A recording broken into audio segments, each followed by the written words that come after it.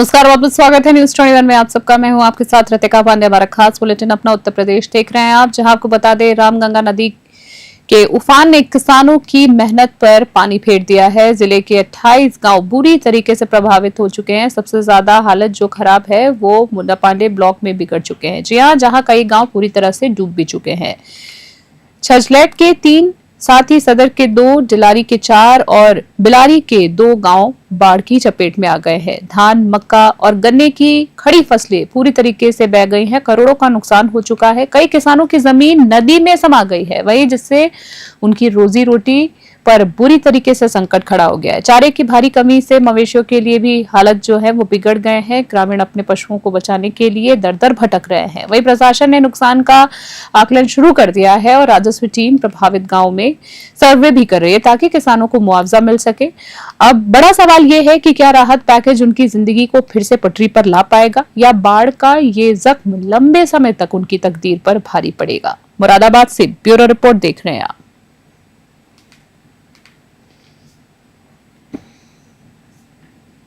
हर किसान का नुकसान है। हमारे मुंडा पांडे में 40-50 गाँव में बाढ़ आ जाती है।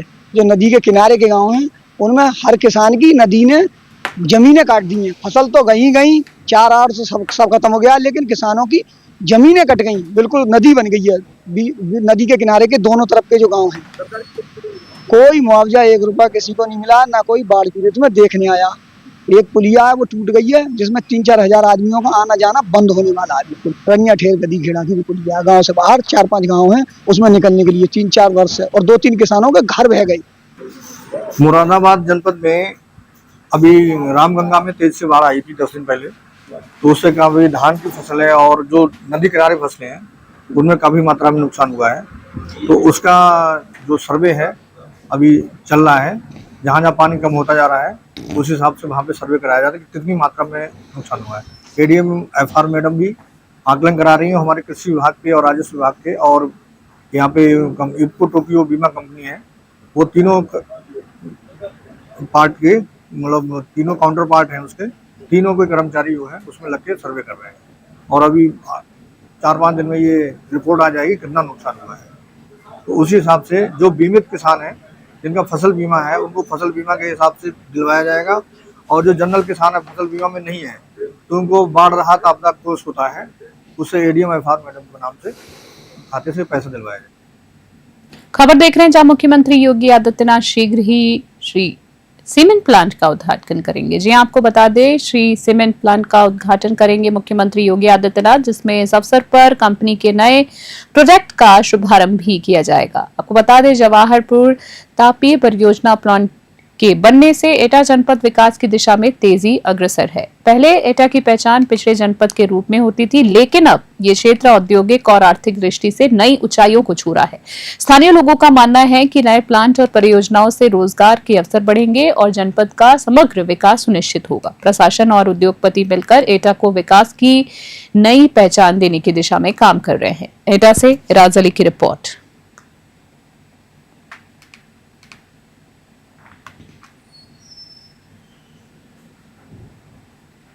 अगली खबर देख रहे हैं, जहां समाजवादी पार्टी के जिला अध्यक्ष आनंद गुर्जर के नेतृत्व में हरियाणा के भिवानी जिले में हुई लेडी टीचर मनीषा की निर्मम हत्या के विरोध में कैंडल मार्च निकाला गया है।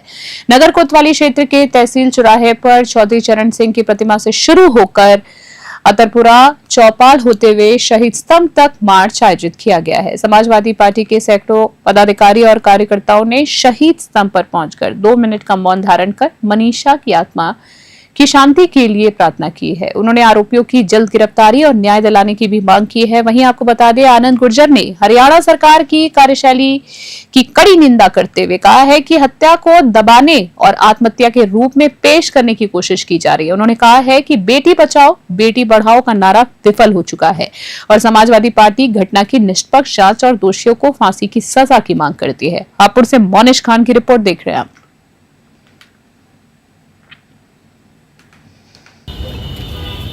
सर, आज जो कैंडल मार्च निकाला गया है, क्या उद्देश्य है इसका?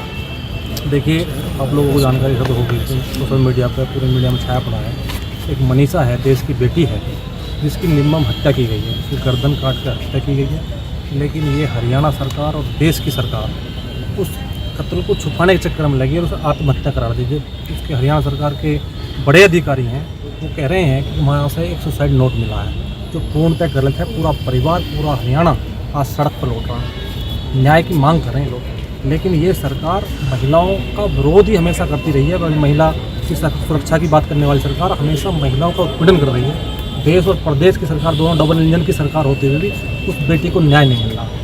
उसी संबंध में आज हम समाजवादी लोग इकट्ठे हुए हैं और हमने एक कैंडल मार्च निकाला है और उसकी आत्मा की शांति के लिए 2 मिनट के लिए मौन रखा।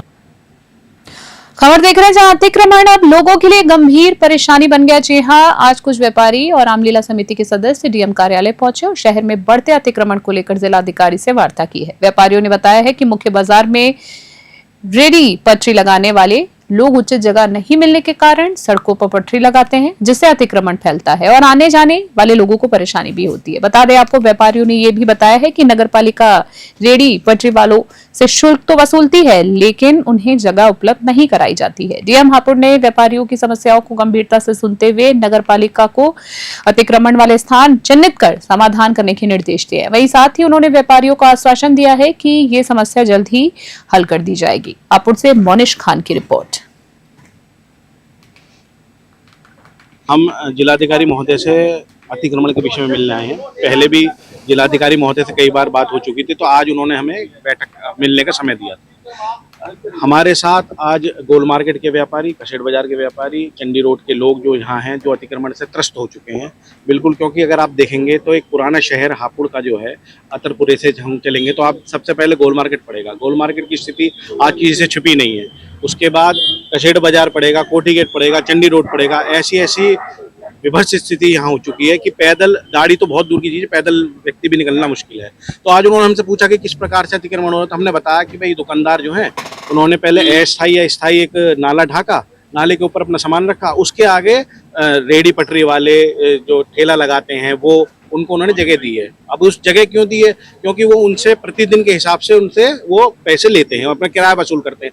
किराया, सड़क सरकार की सड़क, नगरपालिका की किराया वो लोग ले रहे हैं। क्योंकि हमने डीएम साहब से मिले, अपने जो इन्होंने रामलीला ग्राउंड में डंपर ग्राउंड बना रखा है, तो उन्हें आश्वासन दिया, नगरपालिका के आदमियों से भी कहा है कि वहाँ से डंपर ये कूड़ा हटाया जाए, वहाँ का जो मीट जो दुकान लग रही है वो हटाई जाए उन्हें वहाँ से, और जो खोखे बड़े हुए हैं अतिक्रमण और जितना भी कर रखा है वो सब हटाया जाए। ये हमें आश्वासन डीएम साहब से मिला है। रामगांव थाना क्षेत्र में एक गंभीर मामला सामने आया है। पीड़िता शकील लकड़ी कारोबारी का आरोप है कि चौकी इंचार्ज राणा राज सिंह और सिपाही आशुतोष ने उसे पट्टों और बेल्ट से बुरी तरीके से पीटा है। शकील का कहना है कि पुलिस ने प्रधान इरफान के साथ साठगांठ कर पुरानी चुनावी रंजिश का बदला लिया है। इसी बीच बता दें, पीड़िता शकील ने डीएम और एसपी को लेकर शिकायत देकर कार्रवाई की मांग की है। उनके शरीर पर पट्टों और बेल्ट के निशान इसी बर्बरता की गवाही दे रहे हैं, जहां ग्रामीणों ने भी पुलिस से अमानवीय व्यवहार की निंदा की है। बता दें, थाना रामगांव और चौकी इंचार्ज के खिलाफ अब सवाल खड़े हो रहे हैं। वहीं कि क्या प्रशासन इस गंभीर मामले में कोई कार्रवाई करेगा या नहीं, पुलिस की गलत मानसिकता पर अंकुश लगेगा। बहराइच से राहुल वर्मा की रिपोर्ट देख रहे हैं आप।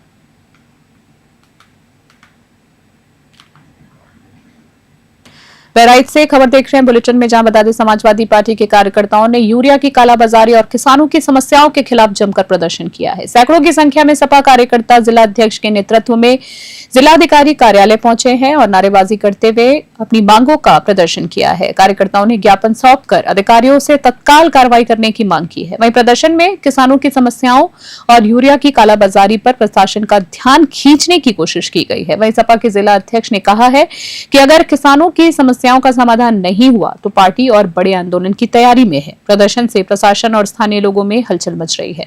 बहराइच से राहुल वर्मा की रिपोर्ट देख रहे हैं आप।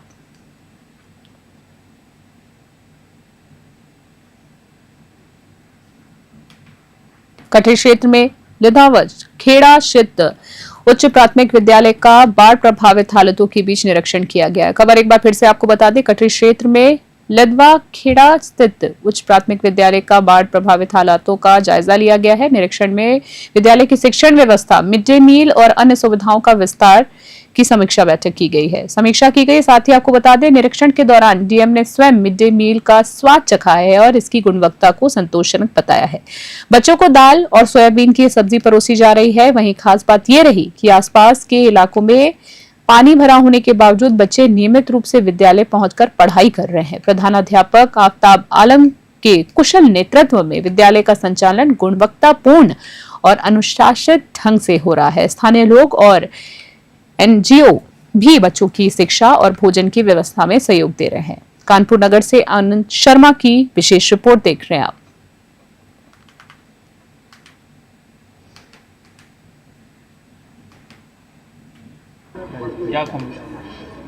हाँ, ये जो उच्च प्राथमिक विद्यालय लोधवा खेड़ा में हम लोग हैं यहाँ पे, और प्राइमरी स्कूल जो यहाँ का है उसमें कुछ पानी आसपास भरा हुआ, तो उसके बच्चे भी यहाँ पढ़ रहे हैं।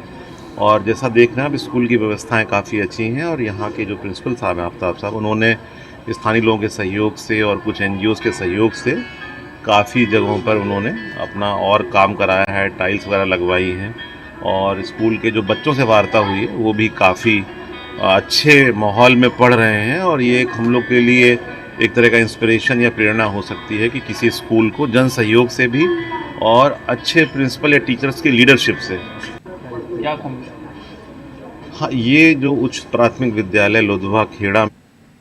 खबर देख रहे हैं जहां कानपुर देहात में ट्रक मालिक यूनियन ने पुलिस के खिलाफ मोर्चा खोल दिया है। यूनियन के पदाधिकारियों ने जिलाधिकारी कार्यालय पहुंचकर भोगनीपुर क्षेत्राधिकारी सहित पुलिस पर वसूली करने और बेवजह परेशान करने का गंभीर आरोप लगाया है। बता दें यूनियन का कहना है कि यदि ट्रक मालिक निर्धारित राशि नहीं देते हैं तो पुलिस उनके वाहनों को जब्त कर देती है। इस पर यूनियन ने जिलाधिकारी को ज्ञापन सौंपकर मामले की जांच कराकर दोषियों के खिलाफ कार्रवाई करने की मांग की है। स्थानीय ट्रक मालिकों का कहना है कि लगातार उत्पीड़न से उनकी रोजमर्रा की डिलीवरी प्रभावित हो रही है और ऐसे मामलों पर प्रशासन को सख्ती दिखानी चाहिए। फिलहाल जिलाधिकारी ने ज्ञापन प्राप्त कर लिया है और मामले की जांच के निर्देश दे दिए हैं। कानपुर देहात से शुभ त्रिवेदी की रिपोर्ट।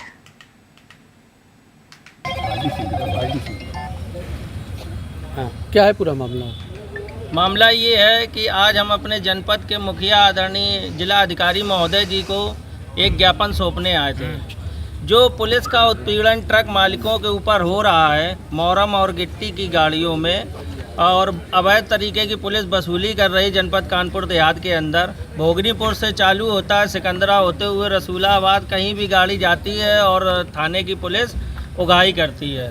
हमारे भोगनीपुर में सबसे ज़्यादा उगाही चल रही है क्षेत्राधिकारी के नेतृत्व में, वहाँ पे बहुत उगाही करी जा रही है। हम लोग गाड़ी नहीं चला पा रहे हैं। हमारा कहना ये है कि आरटीओ और खनिज चेक करें, हम लोग ओवर पाए जाते हैं तो जमा करेंगे गाड़ी, कोई दिक्कत नहीं है।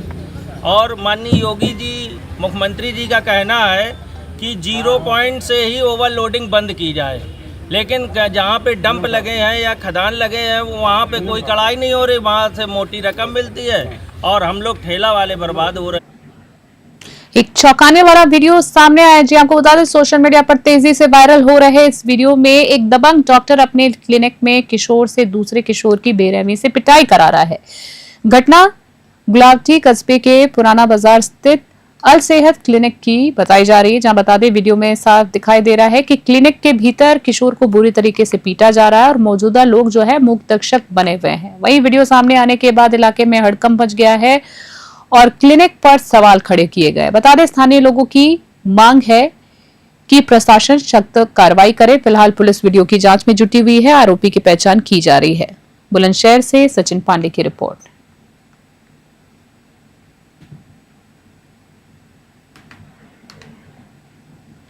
बुलंदशहर से खबर देख रहे हैं बुलेटिन में अगली, जहां जिले के पहासू थाना क्षेत्र के गांव सोई नगला में चाट पकौड़ी बेचकर घर लौट रहे एक मजदूर पर दबंगों ने हमला कर दिया है। आरोप है कि दबंगों ने उसे बेल्ट से जमकर पीटा है, जिससे उसे गंभीर चोटें आई हैं। पीड़ित का कहना है कि घटना के बाद उसने थाने में 3 दिन पहले ही आरोपियों के खिलाफ लिखित शिकायत दी थी, लेकिन पुलिस ने अब तक कोई कार्रवाई नहीं की है। मजदूर ने थाना पुलिस और हल्का इंचार्ज पर दबंगों से मिली भगत का आरोप लगाया है। पीड़ित की हालत गंभीर बताई जा रही है और परिवार दहशत में है। वहीं बात करें तो ग्रामीणों का कहना है कि अगर पुलिस समय रहते कार्रवाई नहीं करती तो दबंगों के हौसले और बढ़ सकते हैं। बुलंदशहर से सचिन पांडे की रिपोर्ट देख रहे हैं आप।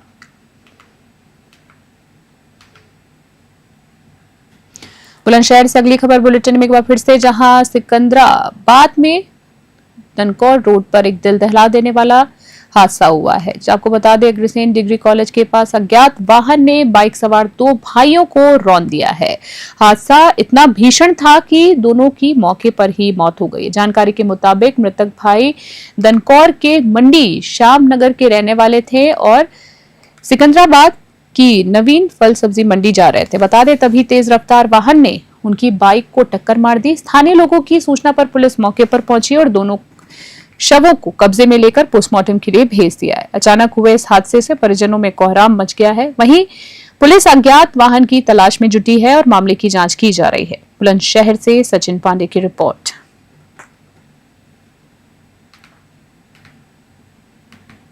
बुलंदशहर से खबर देख रहे हैं, जहां खुर्जा में 87 वर्षीय प्रसिद्ध गीतकार और कवि संतोष आनंद जी ने कारगिल शहीद दाताराम की प्रतिमा पर पुष्पमाला अर्पित कर उन्हें श्रद्धांजलि दी है। ये कार्यक्रम कारगिल शहीद दाताराम चौक पर आयोजित हुआ है, जहां संतोष आनंद जी ने पहले शहादत को नमन किया है। आपको बता दें, इसके बाद SMJEC इंटर कॉलेज परिसर में कवि भोपू जी की स्मृति में अखिल भारतीय विराट कवि सम्मेलन आयोजित किया गया है। सम्मेलन में मुख्य अतिथि के रूप में संतोष आनंद जी मौजूद रहे। वहीं देश भर से आए नामचीन कवियों ने काव्य पाठ किया है, जिसे सुनने हजारों की संख्या में श्रोता उपस्थित रहे हैं। इस अवसर पर कारगिल शहीद दाताराम सेवा दल और स्थानीय पदाधिकारियों ने संतोष आनंद जी सहित अन्य अतिथियों का पुष्पमाला पहनाकर स्वागत किया है। बुलंदशहर से सचिन पांडे की खास रिपोर्ट देख रहे हैं आप।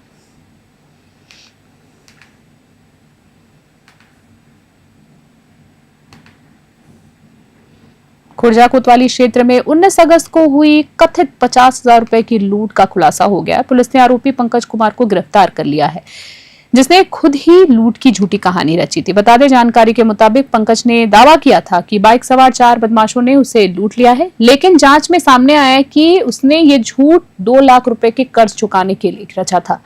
आरोपी BCA डिग्री होल्डर और यूपी पुलिस की रिटेन परीक्षा पास है। बता दें आपको, रिटर्न परीक्षा पास होने के बाद पुलिस ने पंकज के कब्जे से 38,500 रुपए और एक मोबाइल बरामद किया है। खुर्जा पुलिस ने उसे गिरफ्तार कर घटना का पर्दाफाश किया और झूठी लूट की पूरी साजिश उजागर की है। बुलंदशहर से सचिन पांडे की रिपोर्ट। दिनांक 19 अगस्त को दोपहर लगभग 12 बजे थाना खुर्जा नगर पर एक सूचना प्राप्त हुई थी कि थाना क्षेत्र के झमका बम्बा के निकट एक व्यक्ति जिसका नाम पंकज कुमार है, जो पास के गांव बघरई खुर्द थाना कोतवाली देहात का रहने वाला है, उसके साथ एक अज्ञात बाइक सवार 4 युवकों के द्वारा 50,000 रुपए की लूट कर ली गई है। सूचना पर तत्काल थाना खुर्जा नगर पर सुसंगत धाराओं में अभियोग पंजीकृत किया गया एवं घटना के अनावरण हेतु क्षेत्राधिकारी खुर्जा के नेतृत्व में थाना खुर्जा पुलिस एवं स्वैट टीम देहात की संयुक्त टीम गठित की गई। टीम के द्वारा लगातार इसमें प्रयास किया गया। घटना के अनावरण हेतु CCTV कैमरे और मोबाइल सर्विलांस के माध्यम से घटना को अनावरण करते हुए इसमें आज सफलता मिली है। पहले दिन से ही इस घटना का जो पीड़ित था उसकी एक्टिविटीज कुछ संदिग्ध थी, बार बार अपना बयान बदल रहा था। आज इसमें और गहराई से पूछताछ करने पर इसके द्वारा स्वीकार किया गया कि इसके द्वारा स्वयं ही ये झूठी लूट की पटकथा रची गई थी। इसके साथ कोई लूट की घटना नहीं हुई थी। इसी की निशानदेही पर लूटी हुई रकम में से 38,500 रुपये बरामद हुए हैं।